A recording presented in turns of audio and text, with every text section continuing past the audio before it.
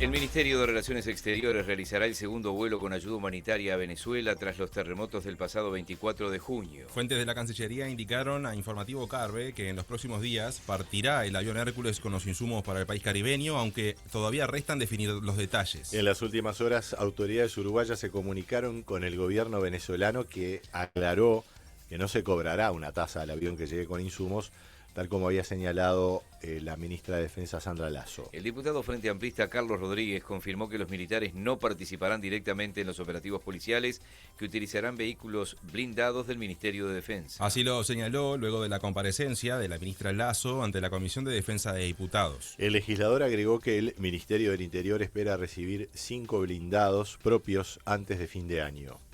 Quedó meridianamente claro por parte del Ministerio de que no va a haber efectivos militares directamente implicados en el combate al delito. Lo que hay es un convenio que permite al Ministerio del Interior hacer uso de vehículos que hoy tiene el Ministerio de Defensa, vehículos blindados que permiten una protección del personal policial que va a estar desarrollando esas acciones, que forman parte de un plan mucho más amplio. Allí no son solo vehículos blindados, sino otro tipo de vehículos, motos, patrulleros que van a estar participando de estos operativos.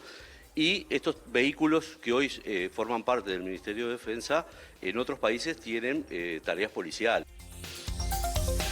El diputado nacionalista Gabriel Giannoli cuestionó al ministro del Interior Carlos Negro y sostuvo que realizó anuncios inexactos. Giannoli remarcó que los vehículos no podrán ser conducidos por militares en tareas policiales sin una ley que los habilite. También afirmó que el Ministerio del Interior recurrió a Defensa porque se vio desbordado en materia de seguridad. La irresponsabilidad del ministro Negro nos trajo hasta acá.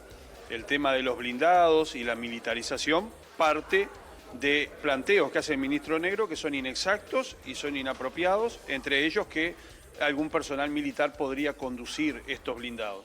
Lo primero, la ministra dijo, de ninguna manera va a haber conducción por parte del personal militar, y en caso de haberlo necesita una norma legal habilitante, que era lo que decíamos nosotros. Yo entiendo que el Ministerio del Interior se vio desbordado y recurrió al Ministerio de Defensa para la protección del personal. Me gustaría saber cuáles van a ser las medidas para proteger a la gente, que en realidad es lo que nos importa.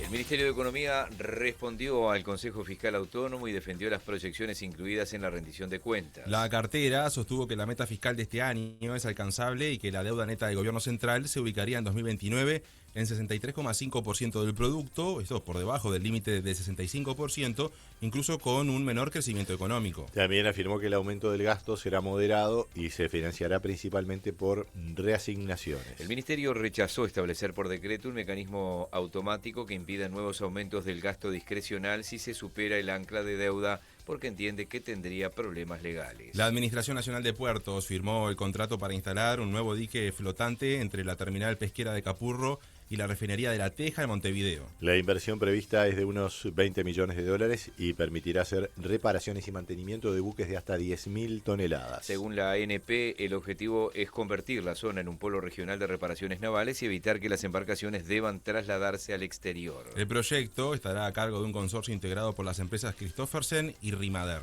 El Ministerio de Industria presentó los lineamientos para la política industrial Horizonte 2050. La propuesta busca diversificar la producción, incorporar tecnología y generar empleos de calidad con mayor valor agregado, mayor sostenibilidad y reducción de las desigualdades. El secretario de Presidencia, Alejandro Sánchez, exhortó al gobierno a impulsar una política industrial que no deje a nadie por el camino. Sánchez advirtió que en los últimos 20 años la participación de la industria en el PIB cayó del 14 al 11%, y se perdieron unos 50.000 puestos de trabajo. El PIT-CNT comenzó a discutir la posibilidad de obtener personería jurídica, un asunto reclamado desde hace años por sus críticos y por legisladores de la oposición. El tema fue presentado en la mesa representativa y está a estudio de la Sala de Abogados de la Central Sindical, según aseguró el presidente Marcelo Abdala al Observador. La empresa que construye la torre de lujo Surfside Eleva, esto es en Rincón del Indio, zona de La Brava, casi La Barra, Punta del Este, decidió enviar a 47 trabajadores al seguro de paro. ¿Por qué? La medida fue adoptada después de que una delegación del Zunca interrumpiera ayer el llenado de hormigón de una de las losas, según informó el periodista Marcelo Gallardo. La empresa sostuvo que la interrupción podía generar riesgos para la estructura y calificó la medida de irresponsable. Vamos a ampliar la información sobre este caso y otros problemas que está habiendo en la industria de la construcción está planteado un conflicto y el asunto está llegando a altas jerarquías del gobierno, porque hay una preocupación creciente, y esto además a pocos días de que Alejandro Rival se entrevistara con el presidente Orsi, planteándole precisamente este problema de los conflictos. El senador nacionalista Sebastián da Silva afirmó que las condiciones del llamado a instalarse en la estancia María Dolores dificultan el acceso de los trabajadores rurales. La convocatoria de colonización ofrece en arrendamiento 6 fracciones para la producción lechera, con prioridad para jóvenes, mujeres, productores familiares y asalariados rurales. Los postulantes deben contar con al menos 60 vacas en ordeñe o su equivalente según las condiciones difundidas por el llamado. Da Silva sostuvo que esa exigencia contradice el objetivo de facilitar el acceso a la tierra.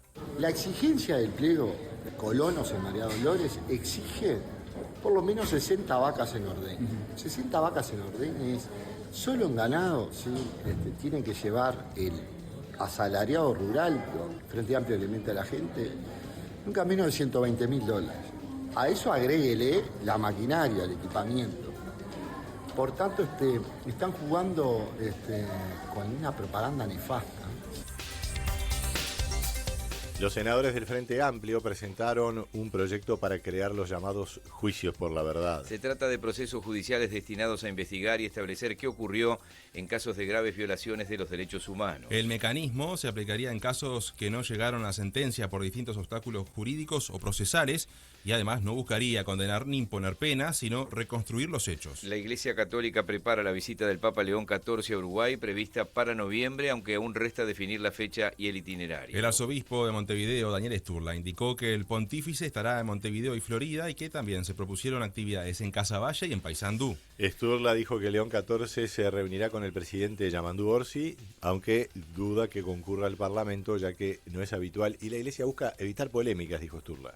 El Papa viene en noviembre. El Papa tiene una agenda que comenzará posiblemente entre el 5 y 6 de noviembre hasta el 10-15 de noviembre. En ese tiempo el Papa visitará Uruguay, Argentina, Perú. Esa es la propuesta, digamos así. Obviamente la Santa Sede lo confirmará seguramente a finales de este mes de julio. Pero ¿cuándo viene al Uruguay? Bueno, está el anhelo nuestro de que venga, seamos los primeros visitados. Ese es el anhelo y un poquito, podemos decir, hay muchos indicios de que va a ser así. El Poder Ejecutivo presentó al científico Carlos Battiani como candidato a rector de la Universidad Tecnológica UTEC. La Asamblea General prevé votar hoy la designación de Daniel Radillo como nuevo comisionado parlamentario penitenciario. El gobierno unificó las secretarías de Derechos Humanos y Derechos Humanos para el pasado reciente que funcionarán bajo la dirección de Iliana da Silva. La organización Madres y Familiares cuestionó la unificación de las secretarías por el riesgo de pérdida de jerarquía, autonomía y competencias y lamentó haberse enterado por la prensa. Por otro lado, el presidente Yamandu Orsi dispuso la clausura de la investigación administrativa contra la directora de la Secretaría de Derechos Humanos para el pasado reciente, Alejandra Casablanca, quien fue denunciada por presunto acoso laboral. La justicia imputó al hombre de 30 años que amenazó de muerte al ministro del Interior, Carlos Negro, mediante llamadas realizadas el domingo al 911. Deberá cumplir prisión preventiva por 120 días por la presunta comisión del delito de atentado agravado. En la escena internacional, Estados Unidos reimpuso el bloqueo naval a los puertos de Irán y lanzó nuevos bombardeos contra objetivos militares del país. La medida profundiza la escalada tras el colapso de la tregua alcanzada en junio. El Servicio de Inmigración de Estados Unidos, ICE, ordenó suspender las paradas de vehículos destinadas a realizar detenciones migratorias. La medida se conoce luego de que agentes mataran a 2 conductores, uno mexicano y otro colombiano, durante un operativo en Texas y Maine. Canadá y el Mercosur acordaron acelerar las negociaciones para alcanzar un tratado de libre comercio entre el bloque y el país del norte. El objetivo es cerrar el texto idealmente antes de fin de año. En el deporte, España derrotó, lo decíamos hoy, 2-0 a Francia y se clasificó a la final del Mundial. Hoy es la otra semifinal. A las 16 horas juegan Argentina-Inglaterra.